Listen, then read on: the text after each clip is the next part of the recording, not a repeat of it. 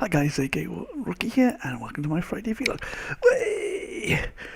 So guys, I got my deposit back from my last place, so I'm going to tell you why I moved now. Basically, I moved for quite a few different reasons. First reason, I moved because basically I got fed up living with the landlord's daughter and more specifically her boyfriend. Oh my god, they would do my head in. I mean, half the time when I wanted to record a video, I couldn't because they were basically having a loud shouting argument match. I mean, I couldn't say anything because anything I would say would mean that I would just get kicked out because then there'd be a black mark against my name. And it was so annoying. The reason was that the place became a tip. I mean, no one was doing any cleaning. I mean, the kitchen was okay wise, clean wise, but oh god, no, the place was a mess. You look at it, it's like, oh, I don't even want to be in this place anymore. And another reason why I left is that things kept on breaking, and they would just never fix them. Like for instance, the hole in the ceiling. Those of you following me on Twitter, there's still that hole in the ceiling when I left. That's still not been fixed. That's still there. The shower broke numerous times. I mean, the washing machine broke. There was a leak in the kitchen where the lights broke because there were spotlights, and they've never been fixed. There's a hole in the garden fence got knocked down when there was the bad weather, like back in January. That's still not been fixed. So there's all that reason. Plus, also it was outside of town, but when I got moved in there, it was because of my last job, and it was very close to that place. But it was just, oh my god, it was just like. You'd feel bad just being in your living room. I had enough. I eventually ended up just camping in my room and sleeping in there and just staying away from all of them. And I mean, don't get me wrong. Some of the housemates I had there were really nice people. Don't get me wrong. It was mainly the landlord's daughter and her boyfriend. They just, they went out for a drink. That means they guaranteed they'd come in. Whenever they come in, they'd wake me up. They'd argue for about 3 hours when they go home, and then maybe I'd get 3 hours sleep until they woke up again and started arguing again. Oh, it was so nice. So I'm so glad I've got this place that you see behind me. It was a lovely place. And I'll be honest with you, if it weren't for her and her boyfriend, I would be probably still living there, and it'd be a lovely place to still live. But there you go. So I'm going to rant about something else now. So this is going to be, sorry about ranting, guys. Basically, I was going to football. I mentioned last vlog that last Saturday I was going to football. So I went to the football. I went quite nicely dressed. Because that's what it's meant to be smart casual. No jeans, no trainers. So I didn't wear any of that. So I went, and I got to the door, and what do they call them now? Hostesses. That's probably a good one. One of the hostesses talked to me before I went and said, "Can I see your ticket?" So I showed her my ticket, which I don't have on me. I could go and get that. I'm not going to do that, guys. But anyway, yeah. So I went with the show the ticket. She said, "Unfortunately, sir, there's a very strict dress code." So she said that my trousers weren't appropriate, but she said I could go to Debenhams down the road and get some. So I did. I went all the way to them, bought another pair of trousers, came all the way back, wearing trousers with a Debenhams bag with the trousers I was wearing before. And she said, "Oh, I'm sorry, sir, you're not appropriately dressed." And I said, and I was arguing with her, and eventually I gave up because there was no point, and I just came home.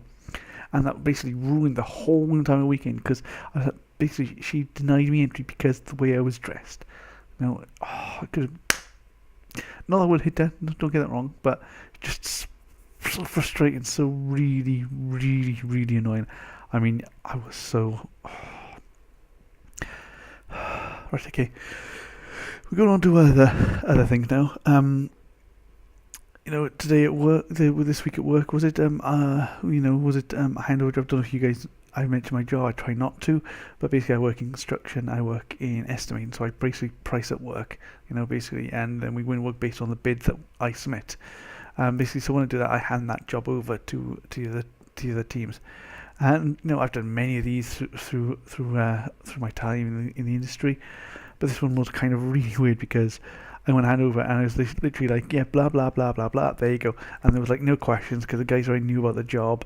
And it was like the easiest handover I've ever done in my life, to be honest with you. It's quite an easy one, A lot of them, I get very nervous and I feel sick and almost want to throw up before I do them. But This one was so easy. It was no problem. No problem whatsoever. Talking about work, this week, without even going to an interview, I got offered another job with one of my previous employees. They basically sent me a text message asking me if I could speak to them, so I spoke to them, and they offered me a job. And I was umming and ahhing about it, because it was tempting. It was a very, very, very good offer, but obviously I've just moved, guys, so I didn't think I was going to take it. And yeah, on from that, then, he was like, he then sent me a text trying to persuade me to come, and I had to ring him again, just talk to him saying, sorry, no. But it was a very tempting offer. I mean, it would have mean me moving back to Wales. It means I would have been living into Swansea again. But I had to turn it down, yeah. And then obviously had to talk to my boss and just let him know what was what about that, because just in case he heard through someone else that I'd been offered a job, because he wanted to think that I'd gone for interviews and I was wanting to leave. So yeah. This bit of disjointed vlog. Sorry guys, the rant's got me all riled up.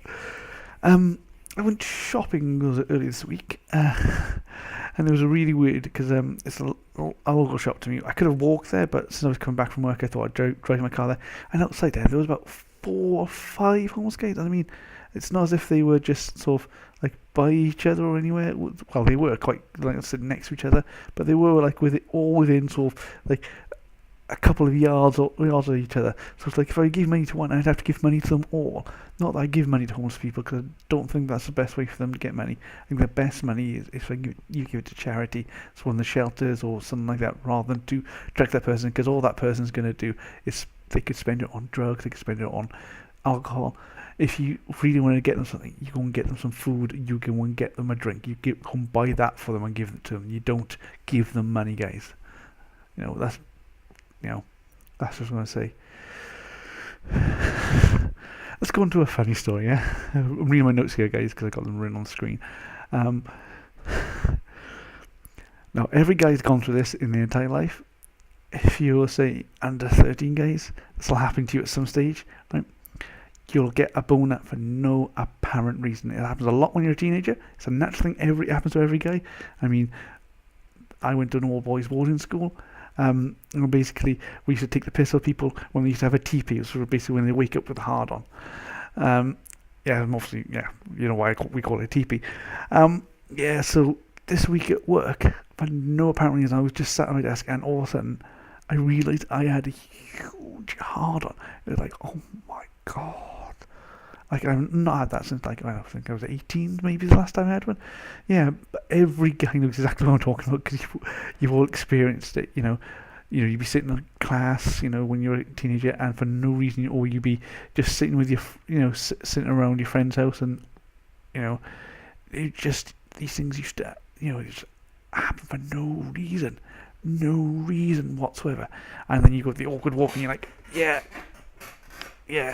when you try to hide it. Yeah, but thankfully I just sat on my desk until it disappeared. But yeah, that was really weird.